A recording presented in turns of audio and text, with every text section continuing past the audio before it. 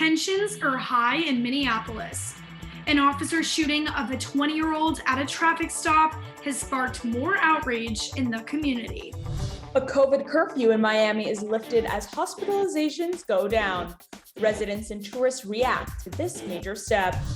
And our new segment, Gone Viral, features a USC sophomore taking tough topics and creating comedy on social. Annenberg TV News is next. Live from USC, you're watching Annenberg TV News. As I watch the video and listen to the officer's commands, it is my belief that the officer had the intention to deploy their taser, but instead shot Mr. Wright with a single bullet. 20-year-old Daunte Wright was shot once and killed after a traffic stop. The police chief of Brooklyn Center, Minnesota, says he believes the shooting was an accident. Good evening. I'm Kucera reporting from Los Angeles. And I'm Hebroni reporting from Miami. Today, medical examiners said Wright's death was a homicide. Protests erupted after the shooting last night near Minneapolis. Following a night of unrest, protesters marched to police headquarters and were confronted by police in riot gear. Police used tear gas, flashbangs, and rubber bullets to disperse the crowd. The National Guard has been deployed to help keep the peace after yet another deadly officer-involved shooting. I've watched the video myself, and there's nothing I can say to lessen the pain of Mr. Wright's family, friends, loved ones, for that feeling of loss that they must have. That pain is shared by the community and also all those involved in the incident. Frustration and grief circulate the Minneapolis community, and it is all too familiar. Members of social justice organizations are speaking about the tragedy. Oh, the Daunte Wright shooting, it's almost as if it's history repeating itself from my perspective. So the reason he was pulled over was because there was a traffic violation as to him having air fresheners in his, I think, rearview mirror. And if you remember the George Floyd incident, he was pulled over, or he wasn't exactly pulled over, he was stopped because of a fake $20 bill that was potentially counterfeit. I don't think that those should be death sentences in any way, shape, or form. Law enforcement in Minneapolis prepares for unrest as the trial of Berg comes closer to concluding. He is the officer charged with the killing of George Floyd. The National Guard activated 500 personnel today and plans to bring more in soon. USC Student Health announced that students are eligible to schedule a COVID-19 vaccination appointment for this Thursday and Friday. Student Health will be offering the single-dose Johnson & Johnson vaccine. Vaccinations will be at the Lyme Center, and students can schedule an appointment through the USC MySHR portal. Students must bring their USC ID and birth verification document to their scheduled appointment. For additional questions about the USC vaccination program, students can call the COVID-19 hotline at 213-740-6291 or go to covid19@usc.edu. Los Angeles County has expanded vaccine eligibility to residents age 16 and older. 16 and 17-year-olds are only able to get the Pfizer vaccine, and appointments can be scheduled online. Parents looking to schedule an appointment for 16 or 17-year-olds can call the LAUSD COVID registration hotline at 213-443-1300. One 17-year-old says she and some of her friends who play sports will be getting vaccinated. A lot of them are scared, I think, which is like understandable. But my friends that play sports and like go out a lot, they're all getting vaccinated. I'm still gonna take like every like precaution and like wear my mask and stuff, but it'll feel like safer. I'm just excited to have like an extra like protection. A new vaccination clinic in Chinatown opens this week as vaccine eligibility expands to more age groups. The site will operate 5 days a week and is expected to administer 500 to 800 doses per day. LAUSD welcomes students back this week. The superintendent says returning to the classroom is the best step forward for every student's education. Our commitment has always been to reopen schools in the safest way possible and this very deliberate approach will help us to do so. The reopening of schools is just one step on the long path to recovery which lies ahead. LAUSD, with the help of parents, will ensure that students adhere to certain guidelines. There will be weekly COVID testing and daily health screenings at the schools in the district. Miami, Florida is lifting the temporary 12 a.m. curfew. The reason for the curfew? Spring break mobs that no one really expected. The famed South Beach is where the parties were the worst. Despite a decline in COVID-19 positivity rates and the increase in vaccine eligibility, residents and tourists worry it may be too soon to get rid of the curfew. When you grow up here, you usually don't even go to South Beach. I feel like it's just touristic people are just trying to like go crazy, you know, party along and stuff. But that's not like a representation of all Florida or even Miami. You know, break over here, I feel like it's more calm. But yeah, they're definitely gonna go crazy. Probably see one or two people in a mask room other than that. It was a lot more people than I expected as we got later. But well, I expect more people to be out there today than like it was on Friday or Saturday. Now that the curfew is being lifted, a lot of the locals are getting worried that more spring breakers are going to come here and the spread is just going to get worse. The mayor of Miami-Dade says that just because the curfew is lifted, things aren't back to normal just yet. All COVID safety measures should still be followed.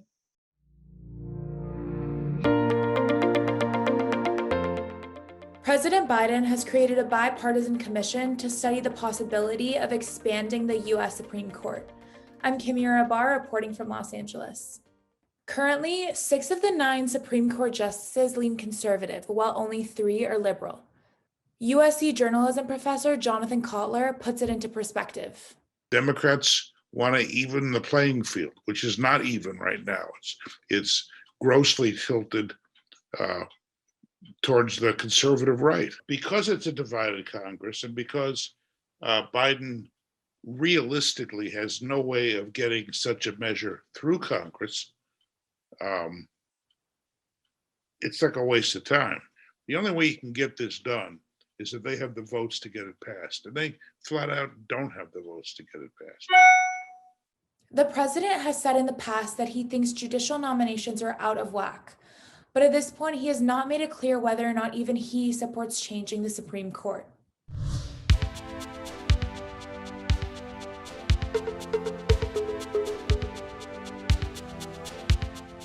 Welcome to Gone Viral, our new segment where we highlight USC students making it big on social media.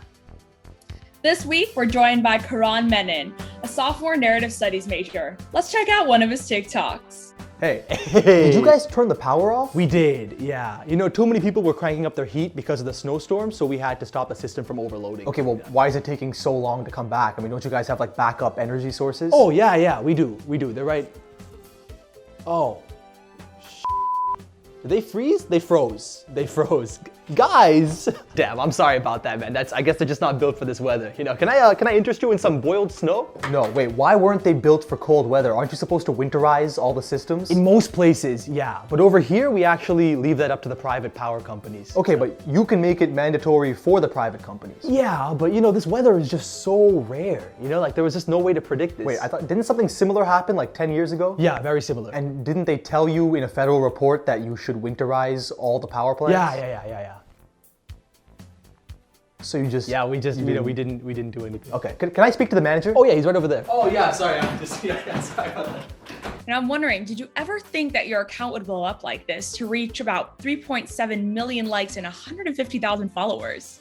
Yeah, I did not see it coming. I mean, it kind of started with like it was over the summer. Like there wasn't really, I didn't really know what I was doing. Like I was just making like videos for fun. And then obviously when George Floyd and everything that happened with that and the protests, there was like a lot more, there was nothing, like, there was nothing funny about what was happening. There were like ridiculous things to talk about that were like relevant.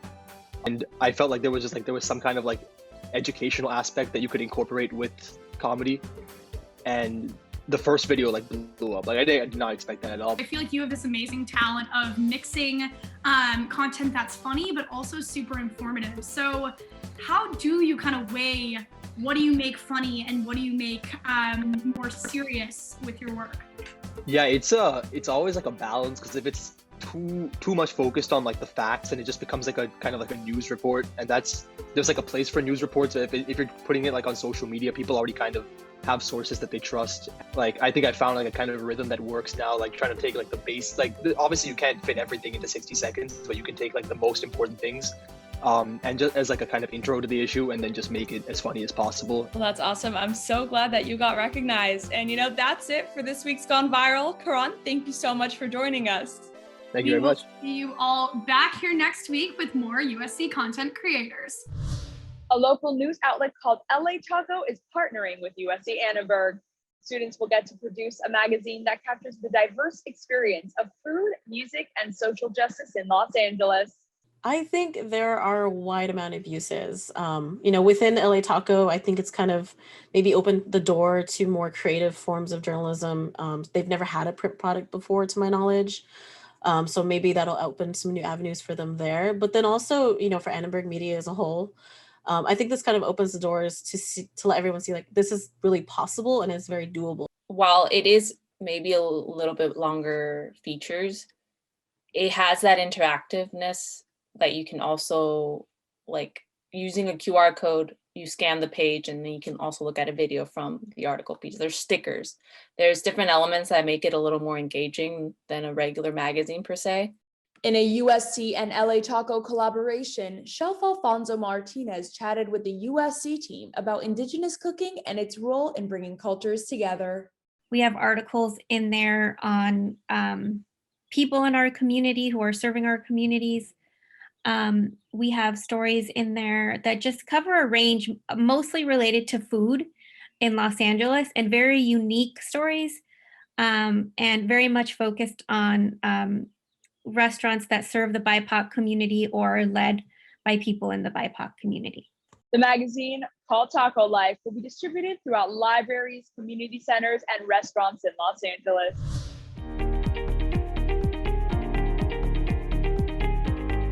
Hello, everyone.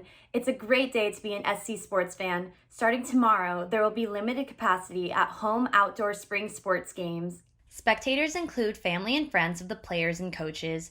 They must be California residents and follow physical distancing guidelines by sitting in assigned seats and wearing face coverings. USC football spring showcase at the Coliseum this Saturday will be open to select fans as well as player guests with a maximum of 5,000 spectators. I spoke with an SC student about how it feels to be able to return to USC games. I remember the last time I went to any sporting event, it was the USC-UCLA basketball game where we hit that buzzer beater. So it was a fond memory. And yeah, I've been craving any sort of sporting event. As the pandemic winds down, this may just be the first step in returning fans to USC venues for the first time since spring 2020. In other USC news, men's basketball forward Chavez Goodwin announced on his Instagram that he'll return to the team for his final year of eligibility. Goodwin is a crucial return after playing an important role as a third big on this year's USC men's Elite 8 team. If you look at my career, it's like a great book. Each chapter getting more and more interesting than the last one. But like any great story, everyone wonders how you're going to finish it. And I'm going to finish it the best way I know how, with a grand finale. So let's run it back one more time. Fight on. Number 1 ranked women's water polo remains undefeated after 2 home wins over Stanford this weekend. In the second game on Sunday, redshirt senior driver Denise Momolito scored an outstanding 7 goals to help USC force overtime before scoring the game winner. The final score was 12-11. SC Baseball solidified its 3-game series sweep of Dixie State with their 6-5 home win on Sunday. The Trojans never relinquished the lead after a 4-run 6th-inning cap by redshirt junior right fielder Jamal Ogwin's 2-run homer. And that's a wrap on sports. Let's take it back to news. USC Roski School of Art and Design launched a campaign on the complex emotions behind living with restrictive safety protocols during a pandemic. Several students had their work selected, and now they're featured on Roski's website. Jasmine Ho's portrait, called Earthlings, is inspired by the US's lack of transparency throughout the pandemic. Lila Hassel's portraits, Solitary Soiree and Eating a Virus, reflect the feeling of isolation during quarantine, and growing accustomed to new hygienic practices in a virus-ridden environment. For me, I really wanted to use a lot of like clear, like glass looking texture, like the way that the US and just honestly the whole world has dealt with COVID itself is like a lack of transparency. Like the due diligence to like take care of one another as a community, like it's just so messed up. But I just really wanted that to be a running current throughout the entire thing. So for me, having it be like transparent is like kind of like my way of like calling for transparency. I wanted to embody the feeling of like isolation and not being able to see my friends. Because of the pandemic, I had to move back to Abu Dhabi. So it's like, even if I do have friends that are here, they're studying during the daytime and I'm studying during LA time, so I can't see them, or because we're social distancing. The feeling of isolation is so big right now, and I just feel like everybody can relate to it. To learn more about the Roski Wellness campaign and featured students and view their artist statements, visit roski.usc.edu. For the first time in over a year, Broadway opened its curtains. The two-person show was just 36 minutes and is part of a statewide initiative to restart the arts in New York. Reporter Devarek Turner talked to one Broadway actress who has found a new way to keep singing until she's back on stage.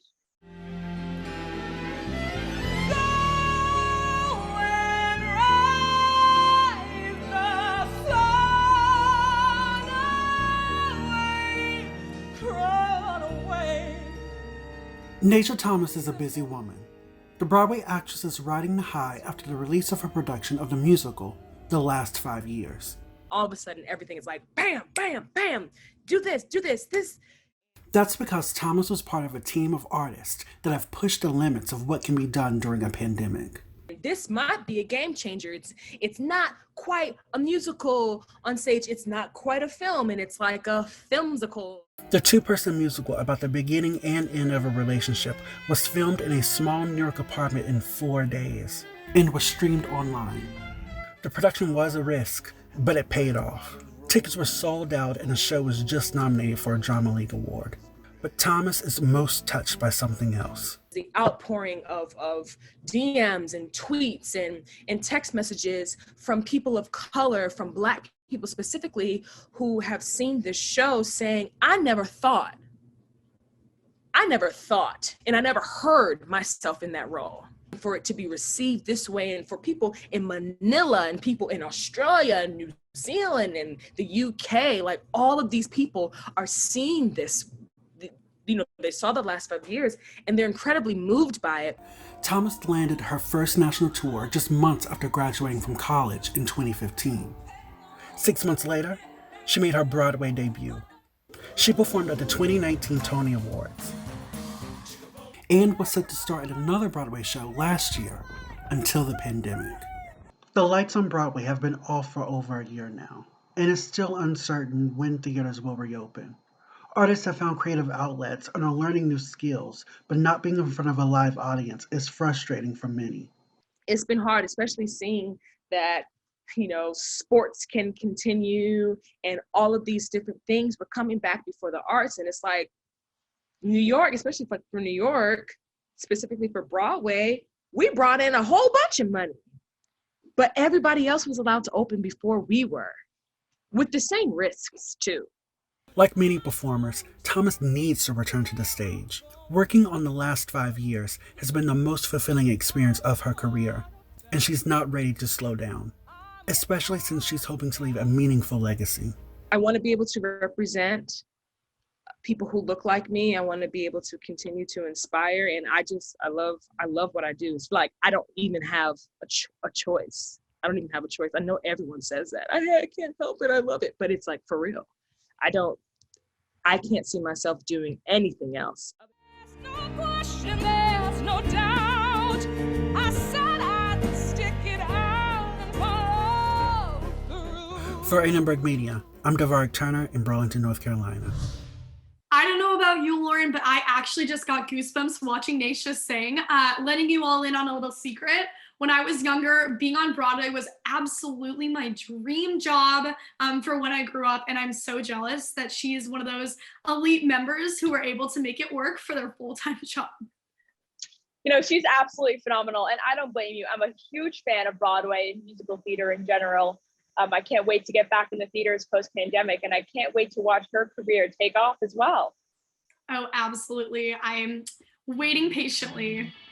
That's it for Annenberg TV News. Thanks so much for watching.